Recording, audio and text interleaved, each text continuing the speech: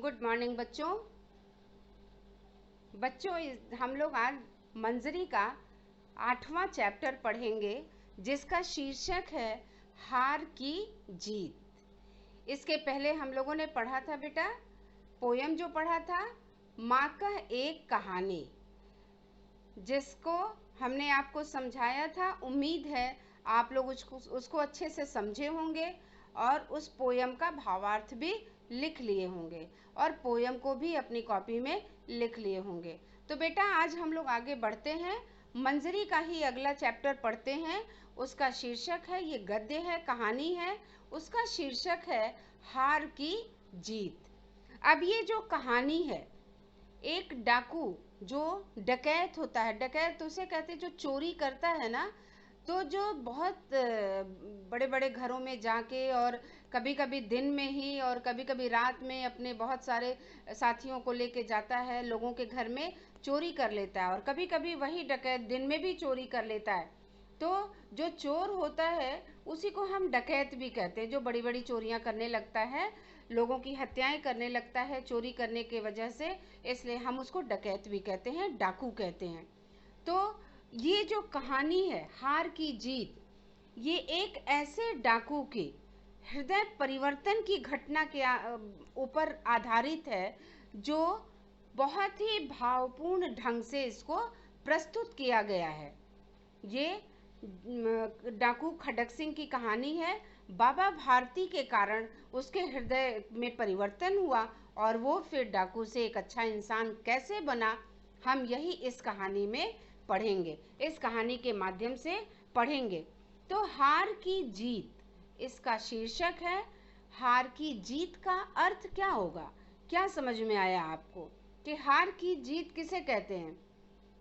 इसमें जब हम आपको समझाएंगे तब आपको समझ में आएगा कि बाबा भारती की हार हो गई थी, लेकिन हार कर भी वो जीत गए थे, क्योंकि एक डाकू के हृदय को परिवर्तित कर देना आसान नहीं होता।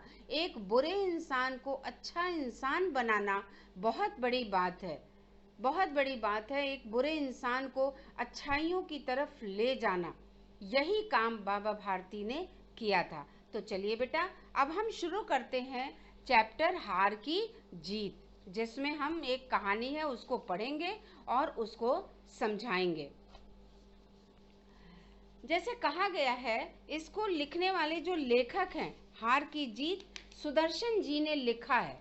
उन्होंने बताया है कि जिस प्रकार माँ अपने बेटे को देखकर, किसान अपने खेत को देखकर जिस प्रकार खुश होता है, वही आनंद, वही खुशी बाबा भारती को अपने घोड़े को देखकर होता था। और जब वो भगवान की पूजा पाठ कर लेते थे, उससे जो समय बचता था वो घोड़े के लिए ही वो रखते थे और घोड़े के साथ ही अपना समय वो बिताते थे। वह घोड़ा बहुत सुंदर था, इसलिए बाबा भारती उसका नाम सुल्तान रखे थे। और दिन भर वो क्या करते कि घोड़े के लिए ही वो घोड़े के जहाँ रहता था घोड़ा, उसमें वहाँ सफाई करते और खुद अपने हाथ से ही घोड़े को खाना खिलाते, दाना खिलाते, और उसको देख देख कर, उसकी सुंदरता को देखकर बहुत खुश होते थे, प्रसन्न रहते थे। उन्होंने अपना रुपया पैसा, जमीन जायदाद सब कुछ छोड़ दिया था और वहाँ नगर के जीवन से भी उनको बड़ी घृणा हो गई थी, बहुत नफरत हो गई थी। क्योंकि नगर के, शहर के जीवन में क्या होता है कि लोग एक दूसरे के विरोधी रहते हैं। भले ही हम ऊपर से दिखावा करते हैं कि हम तुम्हारे प्रशंसक हैं, हम तुम्हारे बहुत ही सहयोगी हैं, लेकिन शहर में ऐसा वातावरण बनता जा रहा है कि लोग एक दूसरे को देखते भी नहीं, समझते भी नहीं। आज हमारे बगल में कौन रहता है, ऊपर कौन रहता है, नीचे कौन रहता है, फ्लैट सिस्टम में पता भी नहीं चल पाता, और कुछ अनहोनी भी घटती है तो पता कुछ भी नहीं चल पाता। इसलिए बाबा भारती को शहर के जीवन से बहुत तकलीफ होती थी। उन्होंने गांव के बाहर ही एक छोटे से मंदिर में अपनी कुटिया बना ली थी और वहीं भगवान का भजन करते, और जो कुछ समय उनको बचता वो उसमें अपने सुल्तान के साथ उसको व्यतीत करते थे। उनको एक गलत फहमी या फिर उनको एक भ्रम हो गया था। उन्होंने ये सोचा था कि मैं इसके बिना, सुल्तान के बिना जी नहीं सकूंगा, और वे उसकी चाल पर ही, जब वो चलता था तो वो बहुत खुश होते थे और सुल्तान की चाल देखकर वो ऐसा उनको लगता था कि जैसे मोर जो है, जब बादल बारिश करने के लिए जब बादल आकाश में उमड़ घुमड़ के आता है तो मोर उसको देख के खुश होता है, उसी प्रकार बाबा भारती भी अपने घोड़े को देखकर बहुत खुश होते और रोज शाम को उसकी पीठ पर बैठते और फिर वो 8-10 मील का चक्कर लगाकर ही आते थे। तो बच्चों, ये तो बाबा भारती के बारे में और घोड़े के बारे में हमने बताया कि किस प्रकार बाबा भारती सुल्तान की अर्थात अपने घोड़े की सुंदरता पर खुश रहते थे। और उसी उन्हीं के इलाके का एक डाकू था जिसका नाम था खडक सिंह। बाकी लोग तो उसका नाम सुनकर ही कांप जाते थे, डाकू का नाम सुनकर लोग डर जाते थे, क्योंकि वो हत्या, चोरी, लूट खसोट उसका काम था, इसलिए सामान्य नागरिक डर जाते थे। सुल्तान के बारे में उस डाकू के कान में भी उसकी कीर्ति पहुंची कि बाबा भारती का जो घोड़ा है वो बहुत सुंदर है। तो उसने मन ही मन सोचा, बेचैनी होने लगी उसको, और उसने सोचा कि बाबा भारती तो पूजा पाठ में मन लगाने वाले इंसान हैं, उनको घोड़े की क्या आवश्यकता है, ऐसा घोड़ा तो मेरे पास होना चाहिए, क्योंकि मुझे तो काम है इसका। क्योंकि काम वो क्या करता था, चोरी डकैती का काम करता था। वो इसी अपने विचार को लेकर एक बार बाबा भारती के पास पहुंचा। दोपहर के समय उनके पास पहुंचता है और उनको नमस्ते करता है। बाबा भारती भी उससे बहुत प्रेम से पूछते हैं, कहो खडक सिंह, क्या हाल है। बाबा भारती को पता है कि ये डाकू है, लेकिन फिर भी बहुत ही प्यार से उससे बात करते हैं। लेकिन खडक सिंह अपने मन की व्यथा, जो दर्द है, जिसके उसके मन में एक जो लालसा है घोड़े को पाने की, वो उसको छुपाते छुपाते भी सुल्तान की बात करता है और कहता है कि सुल्तान की बड़ी ख्याति सुनी थी, वही जो ख्याति उसकी मुझे आपके पास खींचकर ले आई। तो बाबा भारती तो बहुत प्रसन्न होते हैं, उनको तो नहीं पता कि ये मेरे घोड़े को चुरा लेगा, मुझसे छीन लेगा।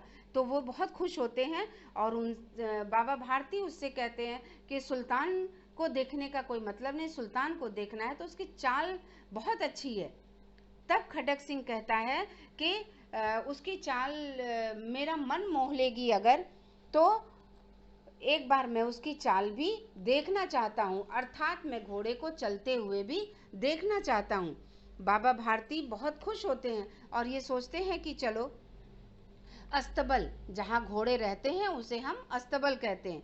तो वो कहते हैं, बाबा भारती कहता है कि बहुत दिन की अभिलाषा थी, मेरी इच्छा थी, इसलिए मैं घोड़े को देखने चला आया, तो चलिए अब मुझे उसका चाल भी दिखा दीजिए।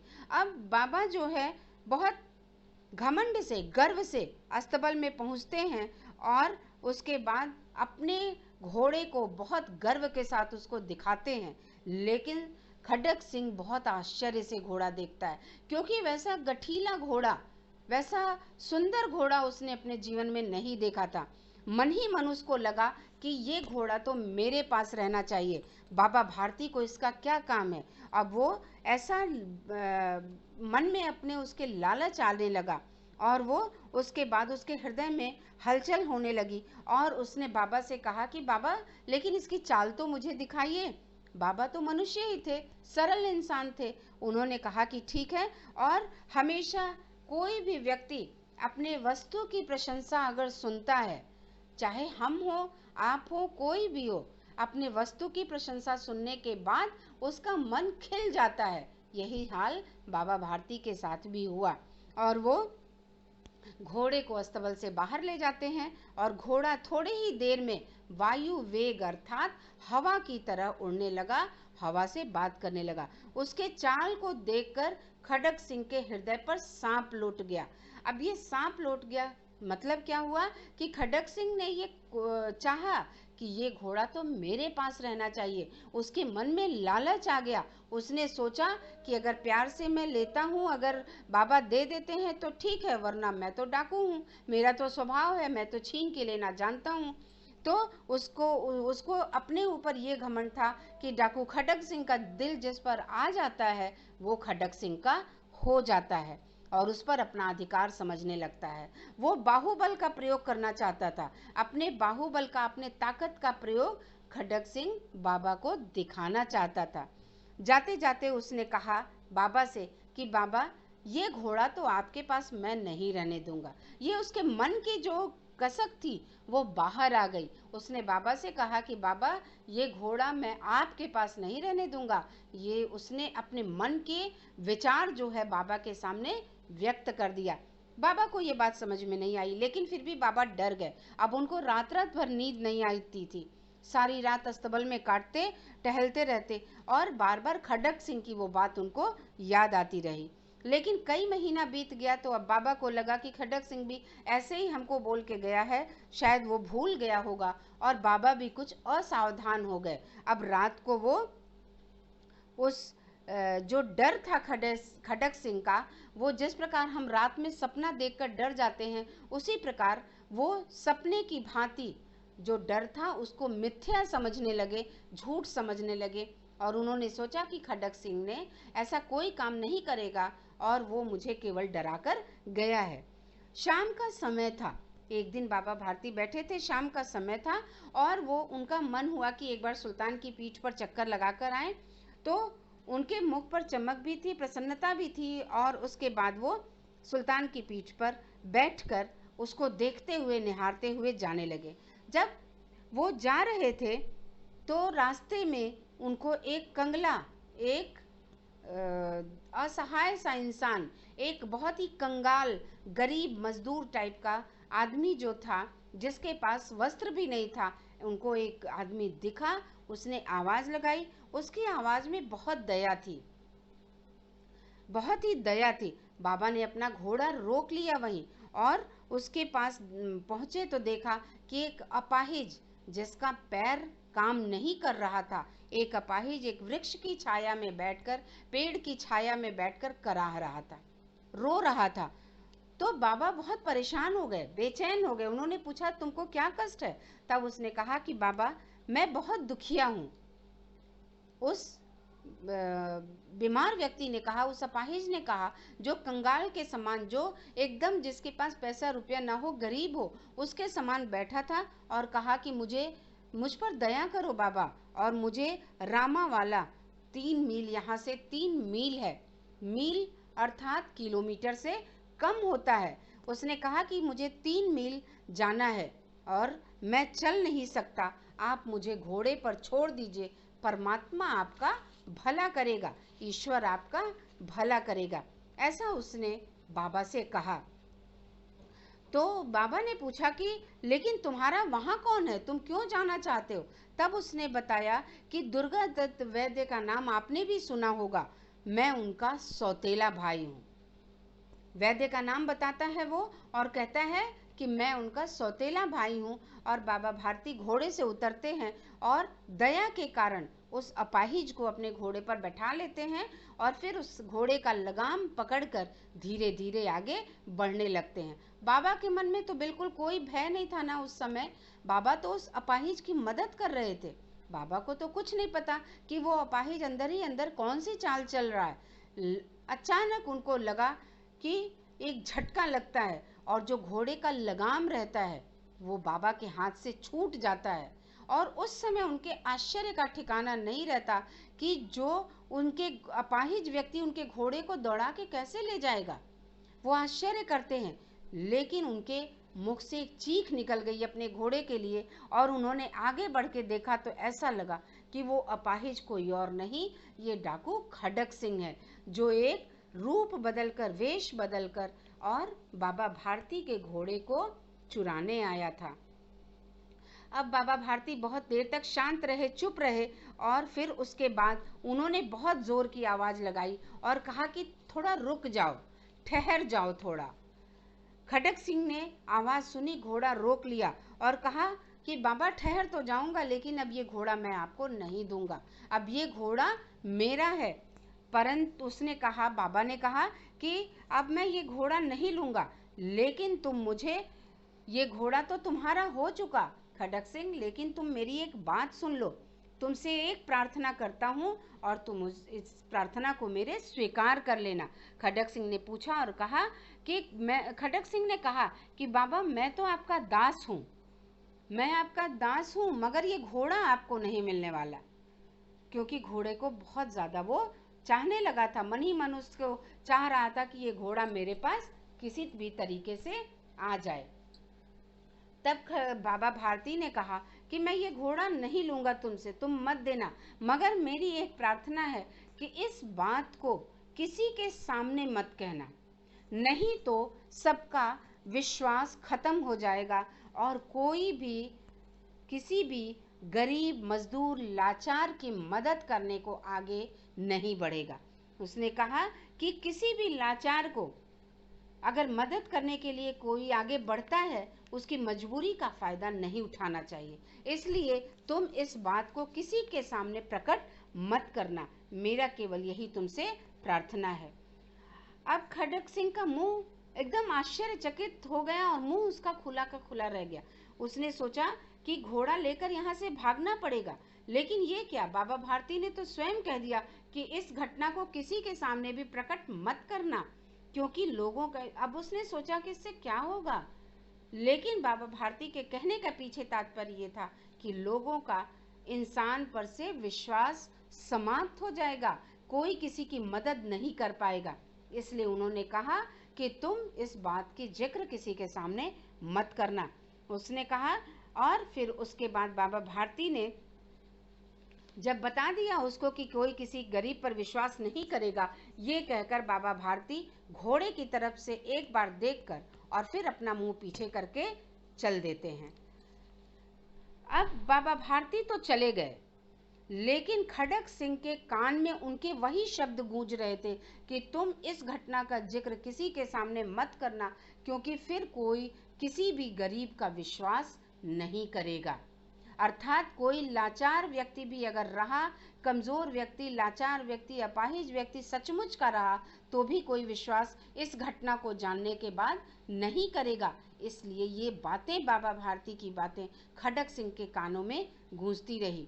अब उसके बाद जो है, उसने घोड़े को प्यार से देखा और उसको देखकर उसका मुंह जो है फूल की तरह खिल जाता था और कहते थे, ऐसा लगता था, उनको लगा कि कैसा पवित्र विचार था, बाबा का कैसा पवित्र विचार था।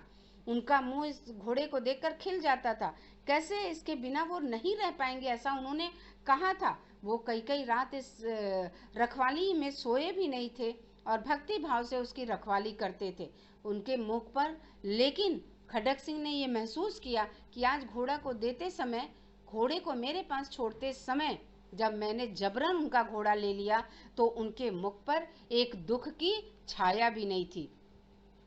केवल उन्होंने यही कहा कि लोग गरीबों पर विश्वास करना छोड़ देंगे, ऐसा मनुष्य नहीं देवता है।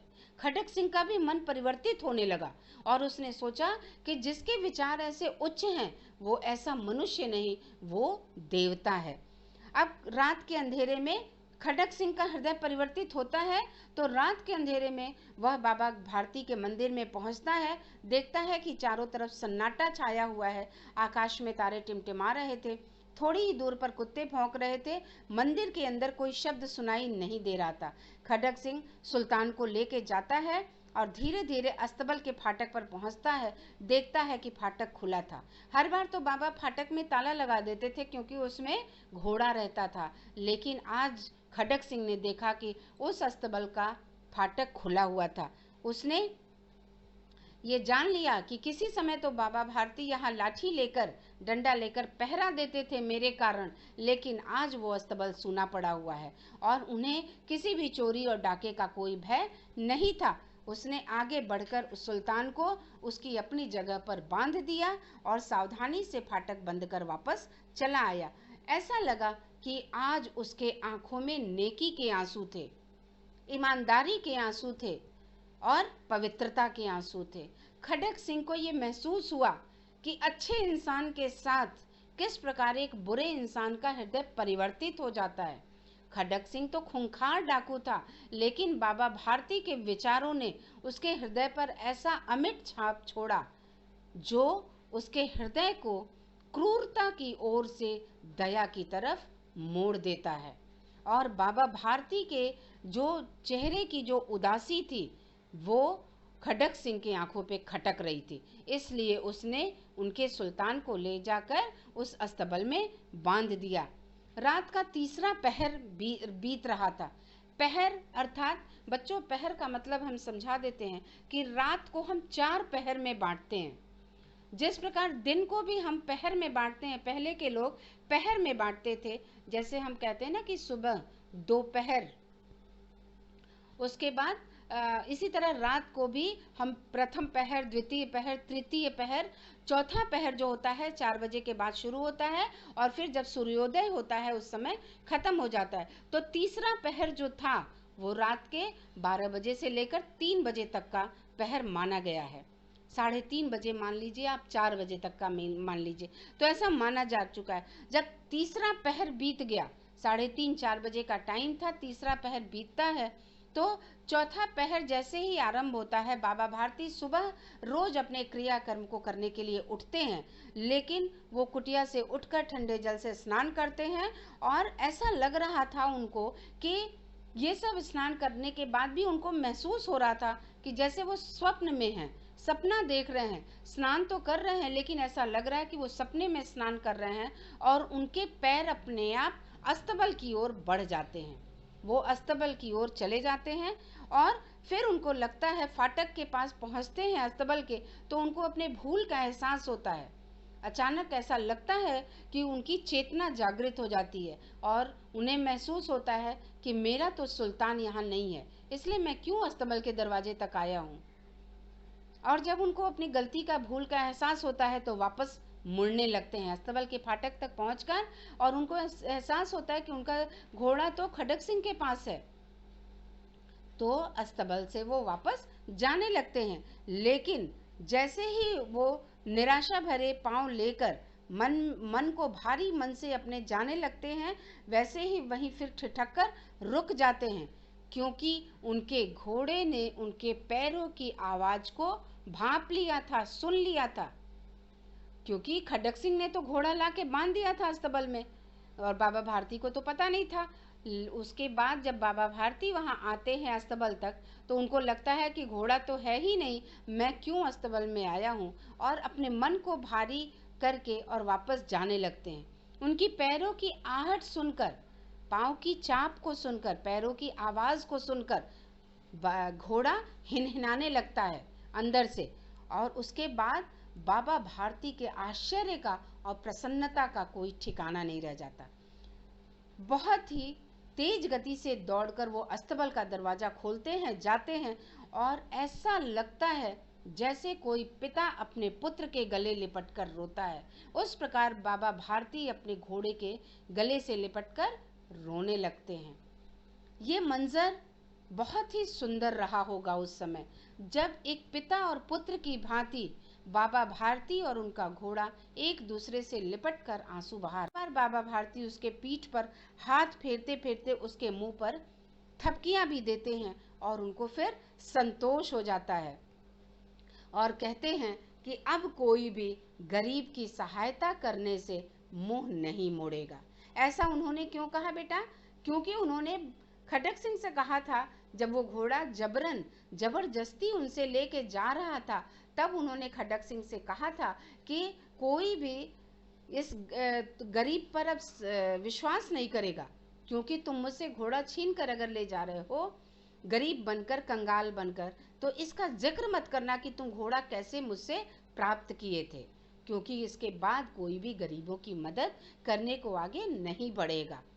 लेकिन ये शब्द जो थे खडक सिंह के कानों में बार बार गूंजते रहे, बार बार बाबा भारती का चेहरा उसको याद आता रहा और उसका हृदय परिवर्तित हो जाता है।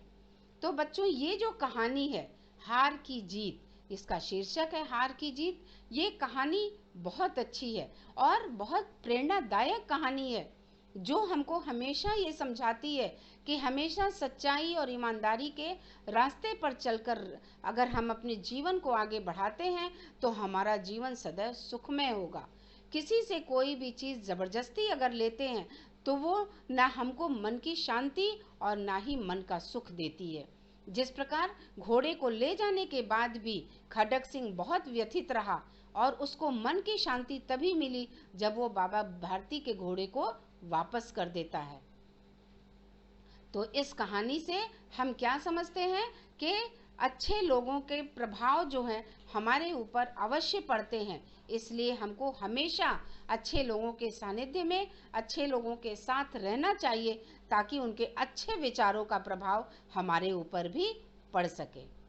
तो उम्मीद है बेटा ये कहानी आपको अच्छी लगी, और इस कहानी को आप समझिएगा, एक बार रीडिंग ज़रूर लगा लीजिएगा, ताकि आपको और अच्छे से ये कहानी समझ में आ जाए। और इसका शब्दार्थ लिख लीजिएगा अपनी कॉपी में, और क्वेश्चन आंसर मैं भेजूंगी, उसको अपनी कॉपी में कर लीजिएगा। अब नेक्स्ट वीक मैं आपको ग्रामर पढ़ाऊंगी। ग्रामर का हम लोगों ने 2 पाठ पढ़ा है। दूसरा पाठ हम लोगों ने पढ़ा है वर्ण विचार, उसका पीडीएफ मैंने अभी तक आपको नहीं भेजा है। अगला चैप्टर जब पढ़ाऊंगी ग्रामर का मंडे को, तो उसके साथ मैं सेकेंड चैप्टर का पीडीएफ भी भेज दूंगी। तो रीडिंग आप ज़रूर लगाइएगा। मैंने पहले भी आपको बताया है कि अगर आप रीडिंग लगाएंगे तो आपके जो पढ़ने की क्षमता है, जो बौद्धिक क्षमता है, वो दोनों का विकास होगा। ठीक है बेटा, अच्छे से कहानी पढ़ लीजिएगा और अपनी कॉपी में साफ सुथरा काम कर लीजिएगा। Thank you.